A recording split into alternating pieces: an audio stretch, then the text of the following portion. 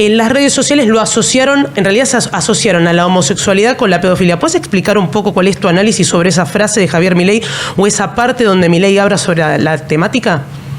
Bueno, lo primero que diría es que hay mucho periodista que ni siquiera está capacitado para escuchar un discurso simple. La expresión que usó Javier Milei fue clarísima.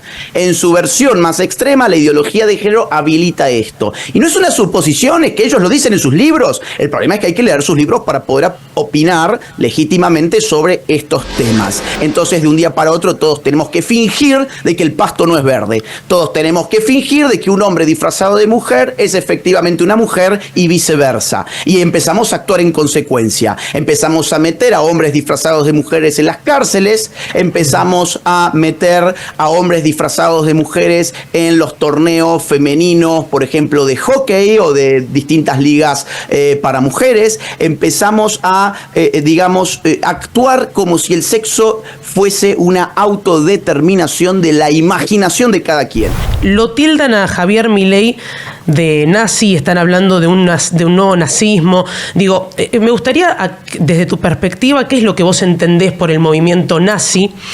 ¿Y qué es lo que vos entendés por qué desde la oposición o gente que no está de acuerdo con las políticas de Javier Milei lo tilda de esa forma? ¿Cómo se llega a esa distorsión? Por ignorancia.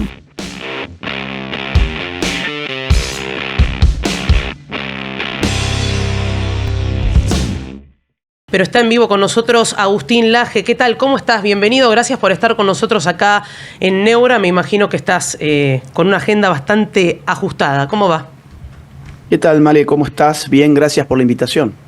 Bueno, la verdad que, gracias a vos por estar con nosotros. En principio, acá está la mesa a la expectativa, ¿no? De conocer un poco el análisis del discurso de Javier Milei en el Foro Económico y también toda la discusión que se generó en la opinión pública, para que puedas resumir un poco qué es lo que te pareció y que nos digas cuáles son los ejes que a vos te parecieron fundamentales. Bueno, en primer lugar hay que entender en dónde se expresó este discurso. Yo no sé si la gente conoce en profundidad qué es el Foro de Davos o qué es el Foro Económico Mundial, pero es un buen punto de arranque. El Foro Económico Mundial se creó en 1971 a instancias de un apoyo de lo que hoy conocemos como Unión Europea a un joven economista alemán llamado Klaus Schwab, que en ese mismo año había arremetido contra Milton Friedman, o sea, uno de los referentes intelectuales del liberalismo contemporáneo, en un paper que se tituló Stakeholder Capitalism, o sea, algo así como capitalismo de partes interesadas. Con una visión socialdemócrata, Klaus Schwab quería que la empresa privada se dedicara a funciones de tipo sociales y políticas, considerando que no bastaba el servicio económico que le brindaba a la sociedad en un mercado libre. Esto como respuesta a otro paper de 1970 de Milton Friedman. ¿Qué te quiero decir con esto? Que desde el arranque el Foro Económico Mundial no es una institución del capitalismo de libre empresa, cosa que en redes sociales incluso actores políticos nacionales de relativa envergadura asumieron como tal simplemente porque ahí se aglutinan las empresas más importantes del mundo. No, su ideología política y económica no tiene relación con las ideas políticas de los libertarios. Primer punto. Segundo punto, en los últimos años el Foro Económico Mundial ha venido avanzando con especial énfasis un concepto llamado gobernanza global, la idea de que los estados nacionales no se pueden gobernar a sí mismos en el contexto actual y que debiera aparecer un nuevo sistema donde las decisiones se tomaran por fuera de las naciones, no solo en espacios de carácter supraestatal pero públicos como la ONU, sino también en espacios supraestatales pero privados como el Foro de Davos. La idea de que esta gente, porque tiene mucho dinero, puede generar agendas globales es lo que está en el corazón de este foro. En ese marco, el wokeismo ha venido siendo apoyado desde el Foro de Davos desde que existe. Entonces, el primer punto sería este: comprendamos dónde habló Javier Milei, ante quién habló Javier Milei. No ante libertarios, no en general ante economistas o empresarios libertarios en absoluto, sino que habló en el cuartel general del wokeismo. Bien. El segundo punto que me parece a mí importante es entender qué es esto de wokeismo. Yo no sé si en la mesa ya lo han discutido porque acabo de entrar. Lo hemos discutido, pero no está mal recordarlo. Bueno, yo lo definiría de la siguiente forma, que me parece que es la más clara en general para que la gente lo entienda. Es el desquicio de lo que se conoce como dialéctica opresor-oprimido. La dialéctica opresor-oprimido utilizada por la izquierda para caracterizar lo que fue desde siempre la lucha de clases, desde el viejo Marx en adelante, la idea de que el pobre es oprimido por el rico, que la riqueza es una suerte de pastel que está dado de antemano y que los que más tienen lo tienen a expensas del que menos tienen. Ese tipo de ideas que antes se afincaban en el terreno de las relaciones económicas, el wokismo lo libera de ese terreno económico y lo esparce por todo tipo de relaciones e identidades, tanto individuales como sociales. Así las cosas, empezamos a estar enemistados en marcos de sistemas opresivos entre, por ejemplo, hombres y mujeres. El hombre sería el opresor, la mujer sería la oprimida y el sistema de opresión se llamaría el patriarcado. Entre heterosexuales y homosexuales, el sistema de opresión se llamaría la heteronorma. Entre transexuales y entre cisgéneros. Bueno, allí el sistema de opresión se llamaría cisgenerismo. O, por ejemplo, entre blancos y negros, el sistema de opresión se llamaría racismo. O entre gente de origen indígena y gente de origen europeo, allí la opresión se llamaría neocolonialismo. Incluso entre gente agraciada y gente fea, el sistema de opresión se llamaría belleza hegemónica. Más aún, entre gordos y flacos. Esto parece un disparate, pero ya las universidades, por ejemplo, en Estados Unidos, muchas de ellas tienen centros de fat studies donde han impuesto la terminología de la gordofobia. Habría un sistema de opresión donde los gordos son oprimidos por los flacos. Y así en general hasta el absurdo. Incluso si lo analizamos en términos de especie, el ser humano como tal oprime a la madre tierra o al medio ambiente o a la Pachamama en un sistema de opresión que se llama especismo. ¿Qué logra la izquierda con esto? Logra diseminar los conflictos políticos en el seno de la sociedad civil para distraernos de la verdadera contradicción política, que no es la del hombre con la mujer, la del homosexual con el heterosexual, la del negro con el blanco y así sucesivamente, sino que es la del que tiene el poder coercitivo del Estado en sus manos y aquel que no lo tiene. Esa es la divisoria fundamental de la cual uno se tiene que cuidar, pero el wokismo logra invertir la ecuación. Ahora la sociedad civil está peleada entre sí porque hay relaciones de opresión por doquier, dentro de la empresa, dentro de la familia, dentro de las iglesias, dentro de la escuela, dentro de la universidad, pero ya no hay más relación de opresión entre el ciudadano y el político, porque ahora el político, que es quien tiene el poder del Estado, es el garante de la liberación de todo este conjunto de tribus minoritarias supuestamente oprimidas. Por eso Milei hoy indicaba que el wokismo lo que genera es un agigantamiento del tamaño del Estado, porque necesita además un derecho especial para cada tribu para poder liberarla de un sistema de opresión que se supone como existente. Eso es el wokismo en 2 minutos y contra eso arremetió hoy Javier Milei. Agustín, bueno, ahí explicaste perfectamente qué es el movimiento, cómo se define. Yo te pregunto lo siguiente, recién mostraste esta cuestión de las dicotomías, ¿no? Digo, gordos, flacos, estas heterosexuales, homosexuales. Y la realidad es que cuando hoy Javier Milei enumeró ciertas cuestiones que tienen que ver con las ideas de la libertad, una nueva política y demás, el conflicto que hay ahora en la opinión pública, lo podemos ver en la red social X, en distintos medios de comunicación y demás, es esta cuestión de que se asoció a la pedofilia con al homosexual, ¿no? Entonces hubo una frase en un momento donde dijo Javier Milei sobre esta exacerbación por parte de la ideología de género y en las redes sociales lo asociaron, en realidad se asociaron a la homosexualidad con la pedofilia. ¿Puedes explicar un poco cuál es tu análisis sobre esa frase de Javier Milei o esa parte donde Milei habla sobre la temática? Bueno, lo primero que diría es que hay mucho periodista que ni siquiera está capacitado para escuchar un discurso simple, porque en ningún momento... Yo he visto algunas de las repercusiones y la verdad que son lamentables porque ponen en boca de Javier Milei cosas que Javier Milei no dijo. Javier dijo que en su sentido más extremo, la ideología de género provocaba 2 cosas. Por un lado, daños irreversibles en menores de edad, y se está refiriendo a las terapias de hormonización cruzada, los bloqueadores hormonales, las cirugías estéticas de supuesta conversión de sexo, que en realidad el sexo no se convierte, te lo mutilan y te dicen que te han cambiado de sexo, te estafan, y esto le están haciendo incluso a menores de edad, por ejemplo, en los Estados Unidos y en Europa en estos momentos. Y por otro lado, dijo que incluso en esta versión más extrema se habilita la pedofilia. Y esto es completamente cierto.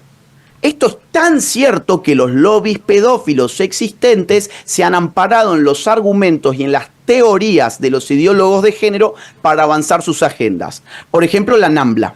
La NAMBLA es una asociación de pedófilos que opera sobre todo en los Estados Unidos. Su página web está abierta al público. ¿Por qué? Porque no publican, digamos así, material explícito, pero se movilizan políticamente para reclamar lo que según ellos sería sus derechos.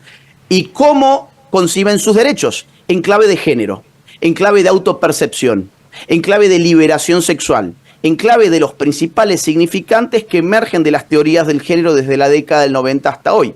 Te pongo otro ejemplo. La ministra de Igualdad, Irene Montero, ya no es más ministra, claro, pero hasta hace poco tiempo lo era en España, salió a argumentar en más de una ocasión, y ella es una ferviente defensora de la ideología de género, salió a argumentar que los niños tenían derechos sexuales y que esos derechos sexuales involucraban la posibilidad de elegir con quién acostarse. Con quién acostarse independientemente de su sexo, de su edad, de sus condiciones accidentales.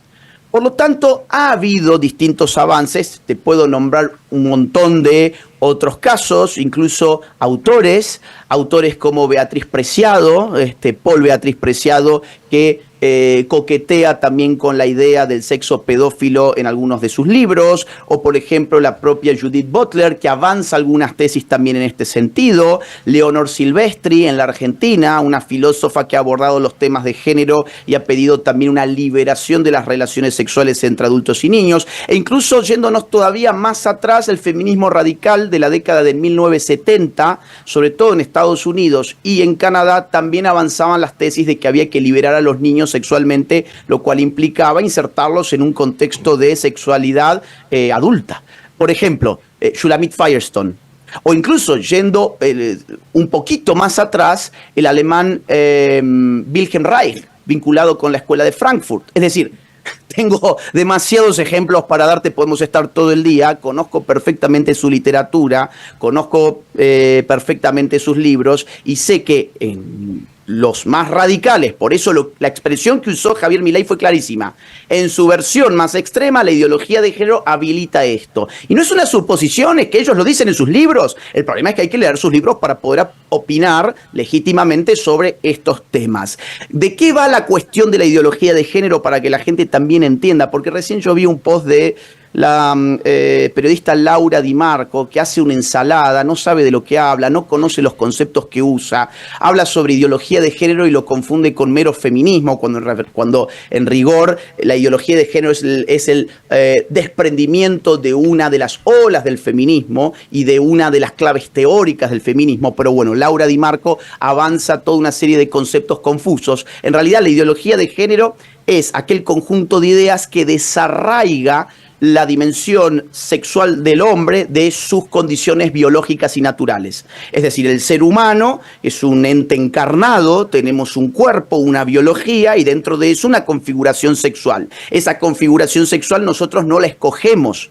¿Qué te dice la ideología de género? No, en realidad no hay sexo, hay género y el género sí se puede escoger. A diferencia del sexo, que en principio sería un dato natural, el género sería un dato artificial porque estaría producido por la cultura y por la sociedad. Así desarraigan estas dos dimensiones, biología y cultura, y les dicen, podés afirmar tu sexualidad a través de mecanismos sociales que incluyen además tecnologías relativamente avanzadas como hormonas artificiales, cirugías plásticas y por supuesto un Estado que sea garante de que la autopercepción de su ciudadanía mejor dicho, que la percepción de su ciudadanía esté a merced de la autopercepción de minorías diminutas. Entonces, de un día para otro, todos tenemos que fingir de que el pasto no es verde. Todos tenemos que fingir de que un hombre disfrazado de mujer es efectivamente una mujer y viceversa. Y empezamos a actuar en consecuencia. Empezamos a meter a hombres disfrazados de mujeres en las cárceles. Empezamos a meter a hombres disfrazados de mujeres en los torneos femeninos, por ejemplo, de hockey o de distintas ligas para mujeres. Empezamos a, actuar como si el sexo fuese una autodeterminación de la imaginación de cada quien. Y esto es completamente ideológico, es completamente falso, y contra eso atacó en concreto Javier Milei.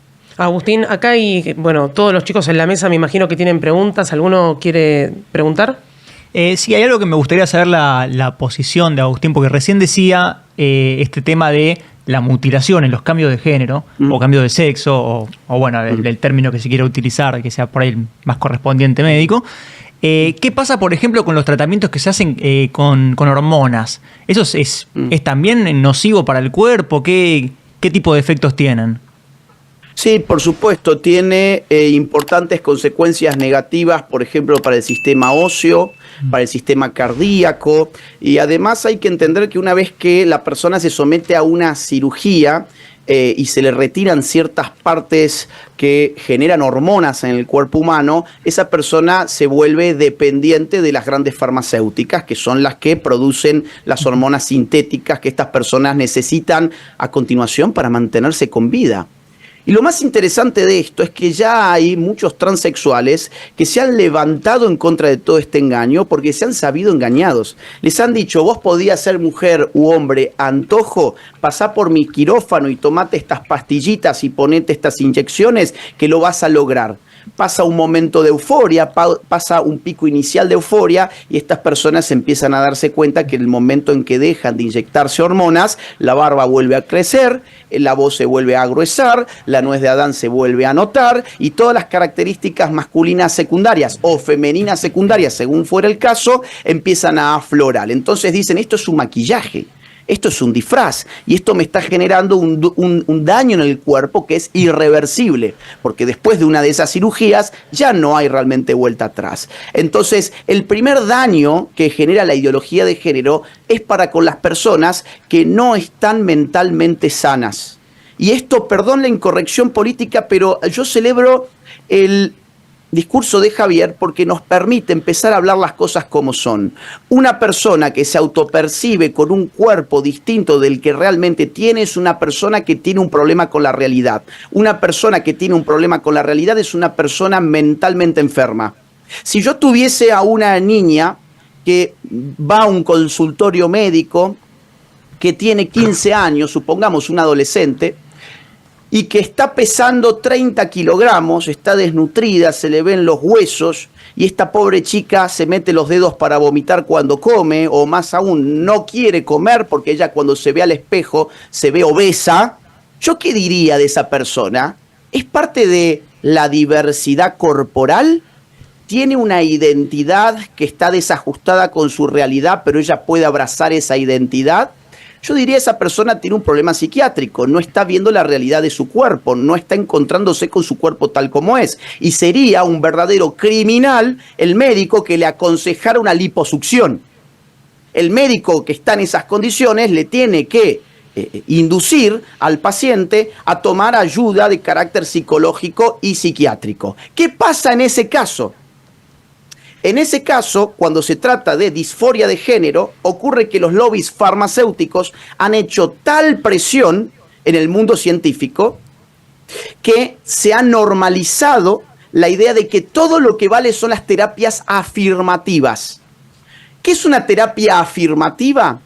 Es decirle a esa persona: vos tenés razón. Si vos te autopercibís con un cuerpo que no es el tuyo, el problema no está en tu autopercepción, sino en la realidad de tu cuerpo. Vamos a pasar por el quirófano para cambiar la realidad de ese cuerpo. Y a esto, como en 1984, donde el lenguaje está totalmente mutilado, hay algo que llama Orwell doble pensar, que son contradicciones lingüísticas andantes y sonantes. Esto no es afirmativo, al contrario. es represivo, es hacerle un daño a un cuerpo que está sano. Al revés, si esa persona acude a un psicólogo y pide ayuda porque se da cuenta que su cabeza es la que no está acomodada a la realidad de su cuerpo, ese psicólogo no le puede dar ningún tipo de ayuda que no sea afirmativa. O sea, tratar de convencerlo de que está equivocado su cuerpo y no su autopercepción. En muchos países de América, si un psicólogo tratara de utilizar su conocimiento para reencauzar la percepción de este sujeto, se lo acusaría de estar llevando adelante lo que llaman terapias de conversión. O sea, fíjate qué absurdo. Aquello que afirma la realidad del cuerpo, en realidad le dicen terapias de conversión. Y aquello que mutila el cuerpo tal como es, le dicen terapias de afirmación. Decime si no es orwelliano. Y en muchos lugares, como por ejemplo en México o en Canadá, ese psicólogo se expone a perder su matrícula. Entonces, atrás de todo esto ha habido un engaño fenomenal, ha habido un enorme negocio y ha habido un enorme lobby político que se ha hecho de estructuras de poder, entre otras las del Foro Económico Mundial. Agustín, hay un tema que me parece importante también discutir, insisto con lo mismo, yo creo que el discurso fue áspero y, a ver, por algo la opinión pública se puso tan exultante, ¿no? O tan, ávida al momento de conversar sobre estas temáticas, porque en algún punto pueden ser incómodas para algunos, para otros dicen, por fin me dejan hablar de estos temas, yo estaba callado. Y hay algo que sí me gustaría preguntarte como politólogo, porque lo tildan a Javier Milei de nazi, están hablando de un nuevo nazismo. Digo, me gustaría, desde tu perspectiva, ¿qué es lo que vos entendés por el movimiento nazi? ¿Y qué es lo que vos entendés por qué desde la oposición o gente que no está de acuerdo con las políticas de Javier Milei lo tilda de esa forma? ¿Cómo se llega a esa distorsión? Por ignorancia de la historia de las ideas políticas y de las doctrinas políticas. El nazismo es una doctrina política muy específica que nace en los años 30 en el marco de las crisis alemanas y que tiene eje en una ideología darwinista, o sea, de evolución biológica, que apuesta por la superioridad racial de un grupo de seres humanos determinados biológicamente. Allí donde el marxismo-leninismo que operaba en ese mismo entonces y en el que Hitler en gran medida se basó, por lo menos en asuntos tácticos y estratégicos, Hitler fue un lector de Lenin, ¿bien? El marxismo clásico lo que apostaba era las leyes de la evolución económica en el marco de una lucha de clases donde había una clase social en específico que iba a vencer a las demás, iba a hacer su revolución e iba a abolir el sistema de clases. En el nacionalsocialismo el esquema es muy similar.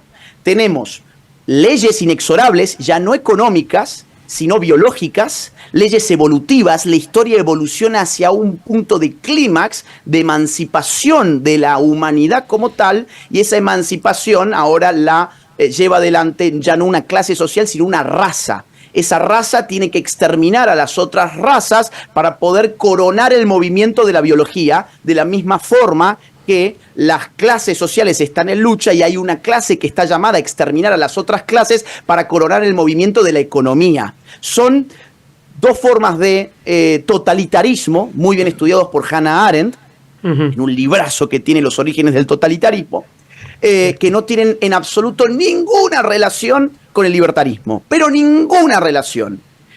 De más está decir que en esta lucha por aniquilar clases o aniquilar razas, se valen de una estructura hipercoercitiva, totalitaria, llamada Estado moderno.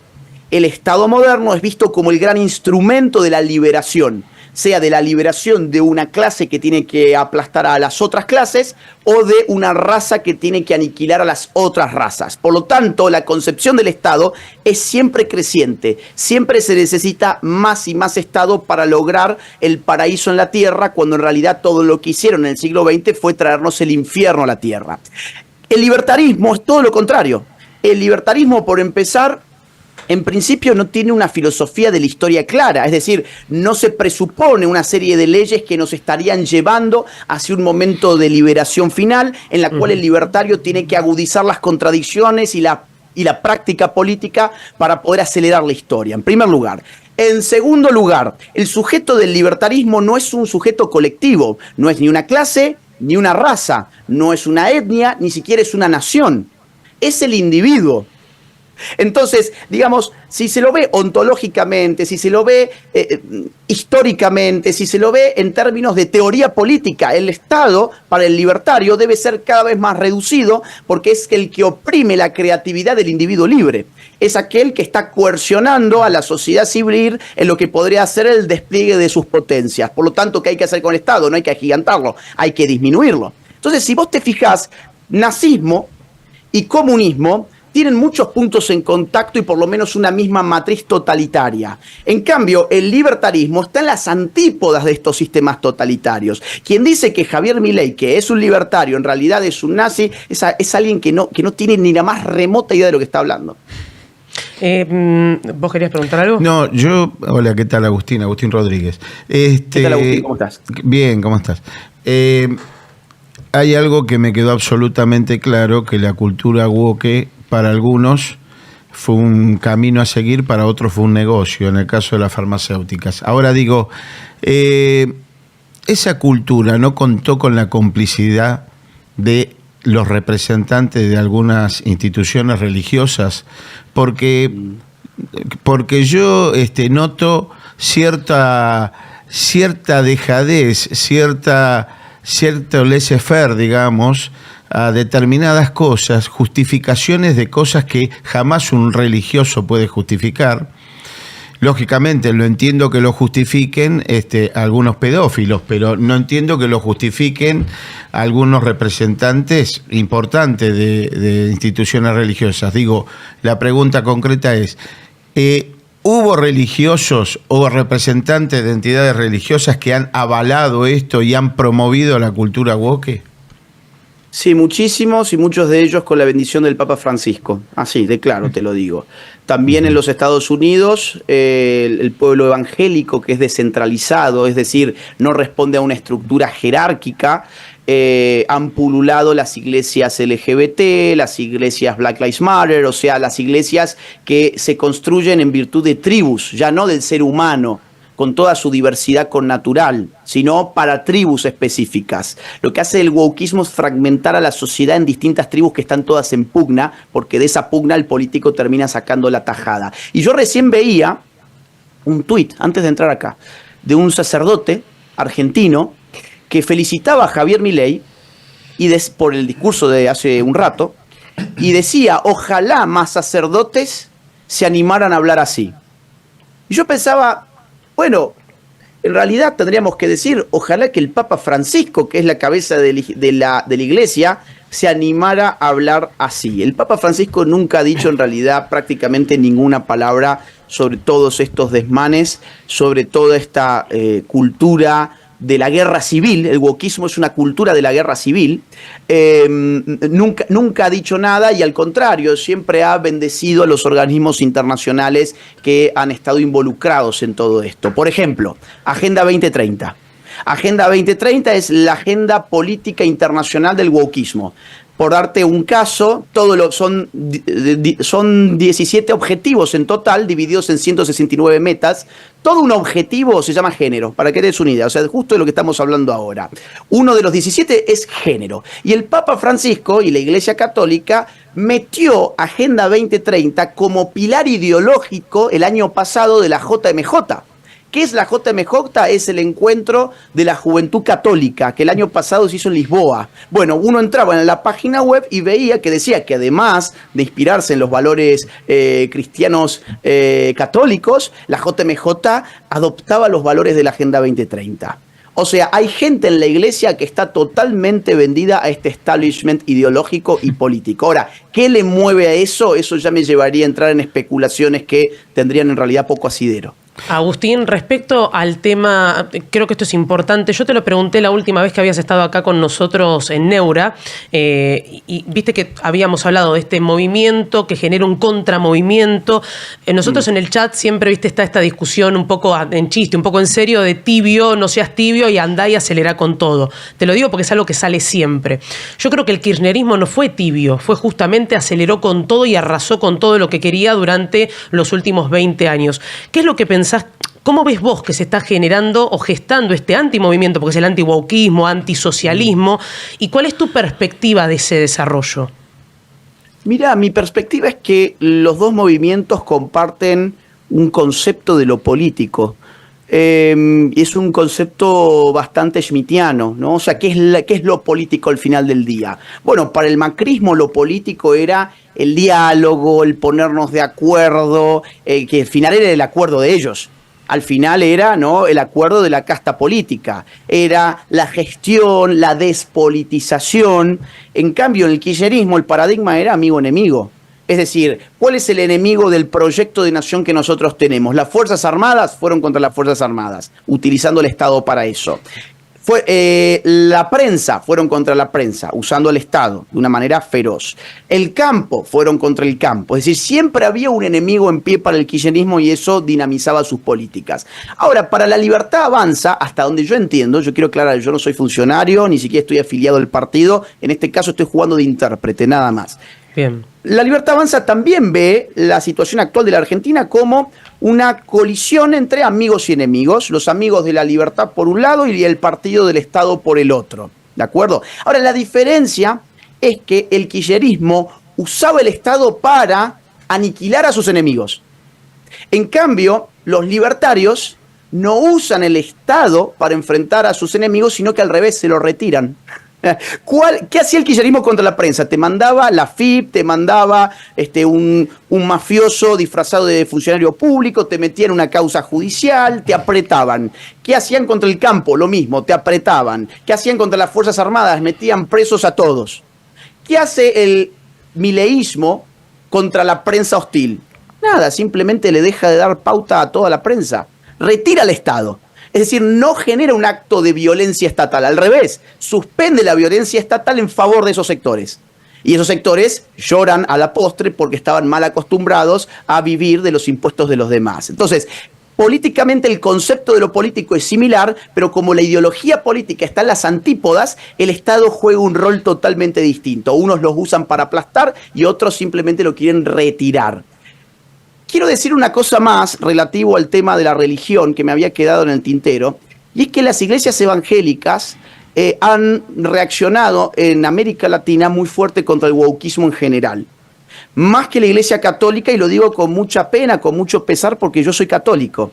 Y me hubiese gustado de la Iglesia Católica una actitud un poco más frontal y más honesta. Lamentablemente no ha sido así. En cambio, las iglesias evangélicas, precisamente por estar descentralizadas y tener mayor libertad de acción, han llevado adelante un montón de resistencia. Por ejemplo, en Perú, ellos inventaron algo llamado Con mis hijos no te metas, que era un movimiento para evitar el adoctrinamiento de los niños en los colegios. Ellos han levantado banderas muy importantes para resistir a todo el fenómeno woke en distintas partes de América Latina, y bueno, me sentía en la necesidad de ponerlo de manifiesto también, porque si no parece de que todos los sectores religiosos son woke, y la realidad es que no es así. Está bien. Igualmente dentro... Exactamente, y dentro de la Iglesia Católica hay muchos sacerdotes muy aguerridos, que incluso yendo a contrapelo de lo que dicen de arriba, se han enfrentado también al wokismo. Ahí, Agustín, querías preguntar algo más. No, yo referente a este tema que estás hablando, digo, llama poderosamente la atención, primero, digamos, digamos, esta lucha contra la pedofilia es una de las grandes luchas que piensa enfrentar Donald Trump, evidentemente. Y a mí me llama poderosamente la atención que en Estados Unidos mucha gente que ha denunciado digamos, este tipo de prácticas ha sido relegada y te diría abandonada y separada, digamos, de los ámbitos donde realmente han triunfado. El caso de Mel Gibson, el caso de Jim Caviezel, que fue el que hizo de Jesucristo, que hicieron una gran película que se llamaba Los Sonidos del Silencio, pero son personas que no les queda... De libertad, perdón. Que no les ha quedado otra que autofinanciarse, porque toda la industria de Hollywood, especialmente después del hecho de Einstein, creo que fue, directamente los abandonó y prácticamente los dejó de financiar en Hollywood. Digo, esto ocurre en muchos lados del mundo, y este tema de la pedofilia y el tráfico de chicos es un tema para mí central, y central porque nosotros parecería que estábamos lejos, pero vos fíjate que en la época de Loan, acá en Argentina, desapareció Loan, y mientras hablábamos de Loan desaparecieron 5 más y nadie los nombró más. Y muchos dicen, bueno, pero no hizo nada el gobierno de Milei. El que no hizo nada fue el gobierno provincial. Porque acá tenemos un gran problema. Acá tenemos una connivencia entre políticos, entre poder judicial y entre la policía. Entonces, digo, a mí me parece excelente y estoy totalmente feliz que definitivamente enfrentemos esta calamidad que está sufriendo la sociedad en su conjunto. Hay una sensación de que el asunto de la pedofilia es mucho más frecuente de lo que uno a priori podría creer. Eso es una sensación que la gente está teniendo cada vez más, y esos actos de pedofilia sistemática y organizada siempre están vinculados para el imaginario colectivo con gente muy poderosa. Ahora, fundamentos para esa sensación nos faltan. Recordemos la lista de Epstein. Claro. La lista de Epstein, digo, un magnate de los Estados Unidos, un estafador que llegó a comprar una isla para sí mismo donde mantenía encuentros pedófilos y donde, por ejemplo, los Clinton aparecen volando a esa isla infinidad de veces, o gente muy poderosa de la corona británica, o incluso empresarios de los más renombrados aparecen yendo a la isla de Epstein, donde se sabe que se daban orgías con menores de edad. Es algo que llama la atención. Hace poco también estuvo el caso Diddy, el de este productor musical que, según dicen y se están investigando en este momento, también habría mantenido para la élite de Hollywood, sobre todo, y del mundo de la música en los Estados Unidos, una suerte de sistema de explotación sexual de menores de edad y también de no menores de edad. Entonces está esta sensación de, la pedofilia en realidad es algo que las clases más acomodadas, o digamos más aún, los hombres de poder de verdad, es relativamente familiar con ellos. Y la película que vos mencionabas recién fue muy importante porque se vio cómo toda la prensa internacional más importante del mundo salió a reventar la película. La BBC, The Washington Post, la revista Rolling Stone, le pedían a la gente que no fueran a ver la película. Decime en qué ocasión la prensa internacional hace campaña para que la gente no vaya a ver una película. En este caso la campaña era porque era una película de extrema derecha, porque hablaba contra la pedofilia. De la misma forma que hoy dijeron que Milei es de extrema derecha y es un nazi porque vinculó la pedofilia con los supuestos teóricos de la ideología de género. Yo, por ejemplo, he conocido en Costa Rica un hogar de niños rescatados de explotación de menores, donde te cuentan las autoridades que lo manejan, que en general son turistas de mucho dinero, extranjeros, que van a Costa Rica por turismo sexual pedófilo. O sea, esto no es algo que me lo han contado, yo lo he visto, conozco el hogar, he conocido a los niños, te quebrás de inmediato porque te pongo un ejemplo, a ver, no quiero dramatizar de más, pero es que no, son cosas que no te las sacás más de la cabeza. Resulta que había una nena de 12 años que la habían rescatado ella y a su hermanita de 5 años. Y me cuenta el director de este hogar que se dio el rumor de que a la nena de 5 años la podían enviar a otro asilo, la podían separar de la de 12 años. Me cuenta que la de 12 años se mete en la oficina del director de esta institución, cierra la puerta y le pide que a su hermanita no la muevan de allí. Y se baja los pantalones. Literalmente. ¿Por qué? Porque ya estaba chipeada con la idea de que un adulto es una moneda de cambio. Imagínate vos, una nena de 12 años pidiendo por su hermana, bajándose los pantalones para que a la hermanita no la cambien de institución. Claro, la pedofilia le revienta la cabeza a cualquier niño. Como una violación le revienta la cabeza a cualquier ser humano, pero imagínate si encima sos niño. Entonces, estos son flagelos que existen, que muchas veces vinculan a personas muy poderosas que tienen suficiente poder como para comprar operaciones de prensa, hacer lobby contra una película que pone de manifiesto este drama. ¿Para qué? Para que la sociedad no lo discuta.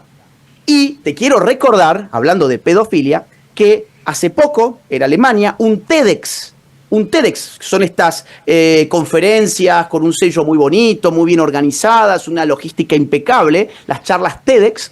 Una de ellas se dedicó a postular la hipótesis de que la pedofilia es una orientación sexual natural, como la heterosexualidad o dicen la homosexualidad.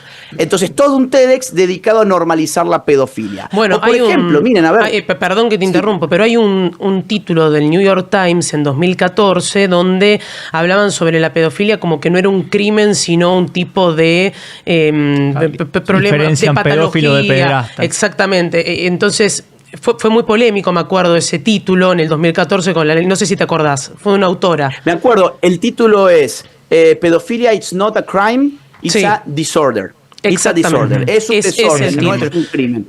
Y si uno se fija, el dibujo, digo que la gente lo busque. Pedofilia, it's not a crime, it's a disorder. Búsquenlo así, The New York Times. Y fíjense el dibujo. El dibujo que ilustra es muy grande además. Y el dibujo te muestra al presunto pedófilo con su rostro marginado, reprimido, oprimido, y de fondo niñitos que están jugando en un parque. O sea, todo esto tiene una carga simbólica muy importante. ¿Por qué lo dibujaban así? Porque lo que estaban buscando era la compasión para con el pedófilo, a quien incluso le habían hecho un rostro sufriente. Los niños eran puntitos, eran muñequitos como cuando los haces, cuando sos chiquitito, que haces así unos muñequitos con palitos. Ahora, el que tenía rostro, el que estaba sufriendo, el que merecía compasión en ese dibujo de The New York Times, era el pedófilo. Frente a esto ha habido muchas intentonas, incluso en, por ejemplo, el Parlamento canadiense llevaron en una ocasión a psicólogos que, basados en la teoría del género, avanzaron también la hipótesis de que la pedofilia sería parte de la condición natural del ser humano y que entonces no podemos criminalizarla. También te quiero contar, hay otro grupo, porque es que de esto hay tanto. Mira, otro grupo se llama pedófilos virtuosos. Pedófilos virtuosos. Es un grupo de pedófilos que ellos dicen que, como se reprimen de llevar a la práctica sus deseos sexuales y simplemente se limitarán, por ejemplo, a autosatisfacerse con películas de pornografía infantil o vaya a saber uno qué, los pedófilos virtuosos están en capacidad ética para aleccionar al mundo sobre la pedofilia. Entonces vos juntás dos palabras que son el agua y el aceite, la pedofilia y la virtud. Claro. Sí. Pero ya generás una... Digamos así, ya le vas chipeando a la gente en el sentido de, miren, esto en realidad no es tan malo. El pedófilo, mientras se masturbe en su casa pensando en el vecinito y mientras no vaya a atacar al vecinito, no es un peligro, es un buen tipo. Sí, Ahora, el problema está cuando va contra el vecinito. La romantización. Agustín, simplemente te queremos liberar porque la verdad que te agradecemos todo el tiempo que estás dedicando para el programa. Yo le escribí temprano y me dijo, definime vos el horario, y la verdad que ingresó con nosotros. Por último, vos tenés un libro que está detrás, que es Globalismo. Me interesaría que cuentes un poco qué es lo que viste en este discurso de Javier como disparador y diferenciar lo que es la agenda global, lo que pretende Javier Milei para vos a nivel global y qué es lo que pretende en su agenda local.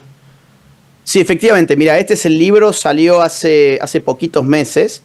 Es una investigación sobre un nuevo concepto político que es el de globalismo, un concepto político muy avanzado en Estados Unidos por Donald Trump y por todo el movimiento MAGA.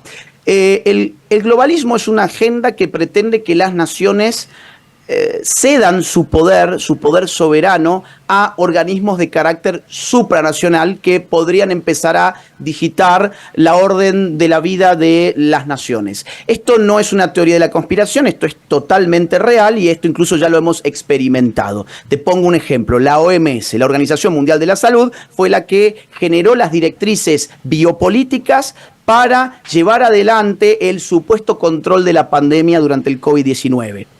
¿Qué hicieron los ministerios de salud de prácticamente todos los estados del mundo? Dijeron, el soberano es la OMS. Miraron hacia la OMS y les llovieron las directivas desde arriba. Las políticas no salieron del Estado-Nación, sino que fueron acogidas por el Estado-Nación a partir de un organismo cuyos máximos donantes ni siquiera son los estados, sino los privados. Por ejemplo, el mayor donante de la OMS no es ni Estados Unidos ni China, es el señor Bill Gates, que además tiene intereses en las industrias farmacéuticas. O sea, quienes tienen intereses económicos en las farmacéuticas son además quienes controlan económicamente la máxima organización sanitaria del mundo.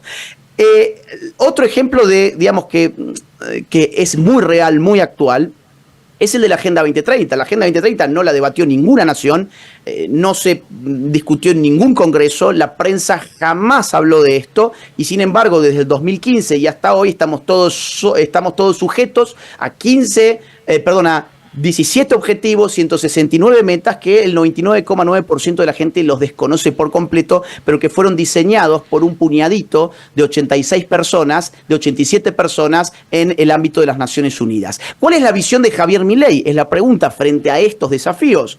Es retirar el poder de estos organismos supranacionales porque no son representativos, porque no garantizan libertades fundamentales, porque avanzan agendas como la woke, que fue la que denunció el día de hoy, porque además no tienen nada que ver con la democracia.